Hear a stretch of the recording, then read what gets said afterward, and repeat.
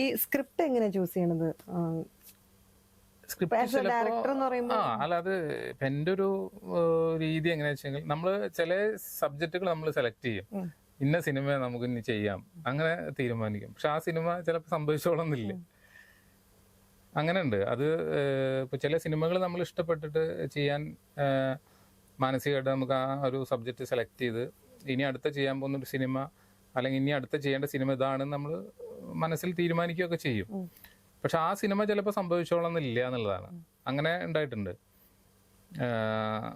അല്ലെങ്കിൽ അതിൽ ഒരുപാട് മാറ്റങ്ങൾ വന്നിട്ടായിരിക്കും ആ സിനിമയുടെ ഒരു അവസാന രൂപം എത്തുന്നത്.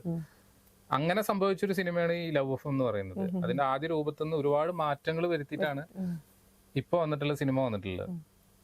ശരിക്കും അതൊരു 80s ഒരു മനോഹരമായിട്ടുള്ളൊരു പ്രണയ കഥയായിരുന്നു. അതായത് റേഡിയോ കാലഘട്ടമുള്ള ഒരു റേഡിയോ കേൾക്കാൻ പോലും ലൈസൻസ് വേണ്ടിയിരുന്ന ഒരു കാലഘട്ടത്തിൽ നടക്കുന്ന മനോഹരമായിട്ടുള്ള 2 പ്രണയങ്ങളായിരുന്നു ആ സിനിമ.